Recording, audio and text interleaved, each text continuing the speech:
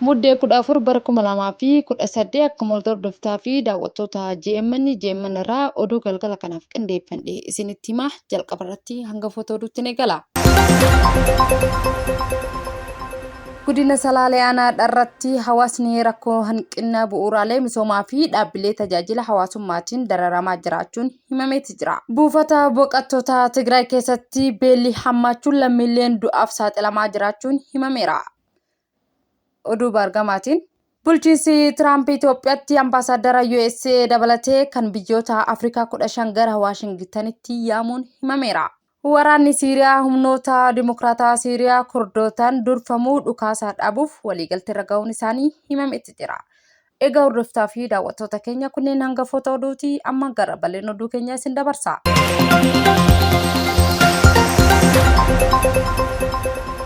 Daawwannaa hojii Finfinnee kan jiran pirezidaantii Ruutoon Abiyyi Ahmad waliin mari'ataniiru. Muummichi ministeeraa Itoophiyaa Abiyyi Ahmad har'a pirezidaantii Keeniyaa Wiiliyaam Saamoo'ee Ruutoo daawwannaa hojiif guyyaa tokko Finfinnee jiran simatanii marii irratti argamus himaniiru. Daawwannaan kun immoo hariiroo gad fagoo fi seena qabeessa obbolummaa cimsuu saboota biyyoota lamaan gidduu jiru kan calaqqisiisu ta'us himameera. Muummichi ministeeraa Abiyyi Ahmad erga fuula feesbuukii isaanii irratti maxxansaniin hariiroo biyyoota lamaanii caalatti cimsuuf immoo irratti xiyyeeffachuun haala nageenya gaanfa Afrikaa nageenya tasgabbii fi furmaata Afrikaan durfamu irratti kutannoo waloo qabuun ni mari'anna jechuunis himanitti jiru.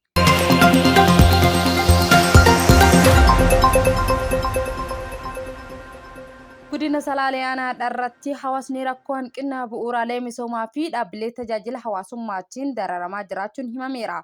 Jiraattonni yaada isaanii kennan rakkoo hanqina misoomaa bu'uuraa fi dhaabbilee tajaajila hawaasummaa baroota dheeraaf lakkoofsa ture harka nu qabee jira jechuunis himanitti jiru. Kana irratti haleellaa humnoota finxaaliyyii fannoo rakkoo hamaa keessatti nu galchee jira jechuunis ibsaniiru. Gandoota aanichaa 36 keessaa waggoota 6 darban manneen barnootaa cufamanii akka jiranis himanitti jiru. Rakkoo nageenya humnoota finxaaliyyii fannoo uummanni gandoota baadiyyaa fi rakkoo hamaa keessa jiraachuu eeruudhaan waggoota 6 darban daa'imman gandoota baadiyyaa keessatti barnootaan ala akka jiranis ibsaniiru. Kun immoo dhaloota abdii egeree biyya tanaa dukkana keessatti hambisaa jira jechuunis kaasaniiru. Kana malees immoo gandoonni baadiyyaa hedduun rakkoo daandii bishaan dhugiitii qulqulluu fi dhaabbata fayyaa qabaachuu hin malle haalli kun aanaa dharraa keessatti immoo garmalee yaaddessaa ta'us ibsaniiru. Gam tokkollee haleellaa humnoota finxaaliyyii fannootiin uummanni nagaa dhabuu fi kan dubbatan immoo namoonni yaada kennan hojiin misoomaa bu'uuraa fi dhaabbilee tajaajila hawaasummaa guututti dhaabbatee uummanni immoo rakkoo guddaaf saaxilamaa jiraachuus himaniiti jiru. Mootummaan naannoo Oromiyaa aanichaaf immoo xiyyeeffannoo addaa kennuu akka qabus gaafataniiru.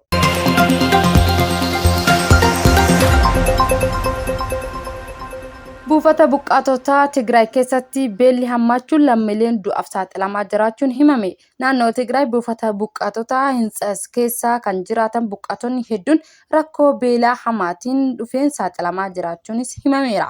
Hanqina midhaan nyaataa fi yaala fayyarraa kan ka'e duuti irra deddeebiin mul'ataa jiraachuu fi dhibeenis buqqaatota buufata kana keessa jiran irratti gahaa jiraachuunis gabaafameera.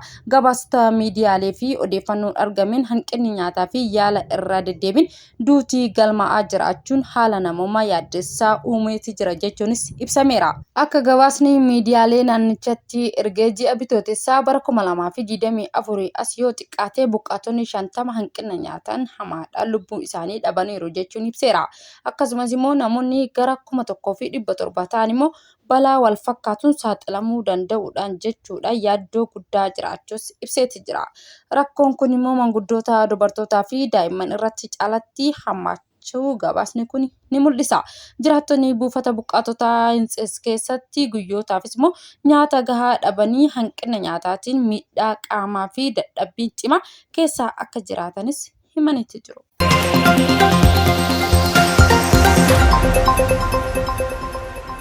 Sirna awwaalchaa obbo Abdurrahman Rubee raawwatameera. Sirni awwaalchaa hoogganaa itti aanaa koorporeeshinii Broadcasting Itoophiyaa duraanii obbo Abdurrahman Rubee har'a sa'aatii 7tti irratti bakka awwaalchaa musliimotaa kolfetti raawwatameera. Obbo Abdurrahman Rubee sababa dhukkubsatanii erga wal'aanamaa turanii booda dhalatanii waggaa 40tti addunyaa kanarraa boqachuunis himameeti jira.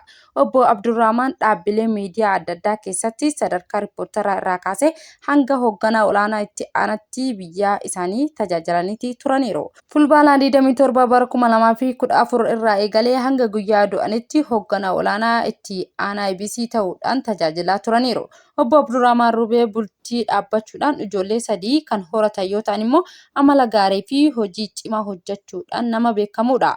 Korporeeshiniin Broadcastingii Itoophiyaa du'a boqachuu hoogganaa itti aanaa Obbo Abdurrahman Rubeetiin irra deebiidhaan gadda guddaa itti dhagahame ibsuu isaatiin maatii fi hiriyoottan isaa waahillan isaa fi jajjabina hawwa jechuudhaan ibseeti jira. Akkasumas immoo miidiyaan kennallee rabbiin jaallatan isaa haa gammachiisu jechuunis dhaameeti jira. Egaa hordoftoota fi daawwattoota keenya oduun biyya keessaa akkana fakkaatamu oduu bargama isinitti hima.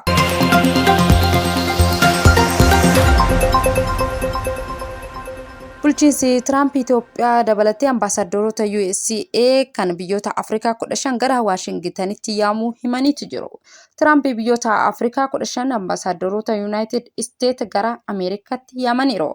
Ambaasaaddaroonni Ameerikaa ofirraa waamanii kun immoo deebifamanii keessaa Itoophiyaatti ambaasaadara Ameerikaa kan Jibuutii fi Somaaliyaa kan jiran yoo ta'an immoo murteen kun bakka bu'ummaa dippiloomaasii kan Yuunaayitid Isteetii lafa qajeelchaa jedhameeti jira. Akka maddeen dippiloomaatota eeranitti murteen kun ambaasaaddaroota Yuunaayitid Isteet kan biyyoota Afrikaa hedduu kan tuqus jechuunis ibsaniiti jiru. Isaan kaaba Afrikaa keessaa Masrii fi Aljeeriyaa akka dabalatu yoo ta'u biyyoota giddu galeessaa kaaba bahaa fi lixa ardichaa keessatti kan hojii isaa dippiloomaasii gaggeessan ambaasaaddaroota Ameerikaa qaama murtee kanaatiin jedhamaniiti jiru. Hanga yoonatti murtee kanaaf immoo wanti ibsamee kenname hin jiru jechuunis gabaafameera.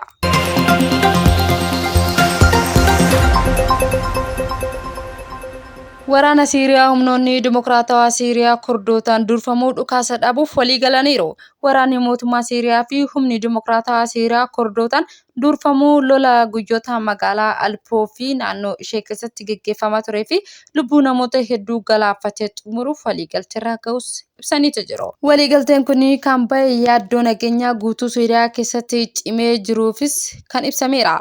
Akka gabaasni Siiriyaa irraa bahetti mootummaan Siiriyaa fi loltoonni Kurdootaan sarara duraa gidduu isaanii jiru cufuuf immoo humna isaanii gara fuula ijoo birootti akka ceessu waliigalaniiru. Waliigalteen kun immoo qaama tattaaffii gareewwan finciltoota hidhatanii fi jiran kan akka Hayaat Taayirii fi Alshaamii Alpoo irratti tarkaanfachaa jira jechuu dhaabuuf immoo taasifamaa jiraachuunis himameera. Bakka bu'oonni gama lammeenii waliigaltee adda durummaa lammiilee nagaa naannoo wal dhabdee keessaa akka ba'an hayyamuu fi gargaarsa namummaa murteessaa ta'e kennuuf immoo kan xiyyeeffate ta'us himaniiti. Daldalli akka deebi'ee jalqabuuf immoo qaqqabummaa kunuunsa fayyaa fooyya'aa akka ta'u ni taasisa jedhamee eegama. Waraanni dhaabuun kun immoo finciltoota naannoo Tarsiimoo kaaba magaalattii akka hin qabannee fi hojii waraanaa waloo gaggeeffamuu kan dabalatus himameera. Itti fufiinsi waliigaltee kana ammallee shakkii keessa kan jiru yoo ta'u immoo diinummaa dhaabbachuu garuu yeroof immoo injifannoo guddaa ta'us faarfamaatti jira.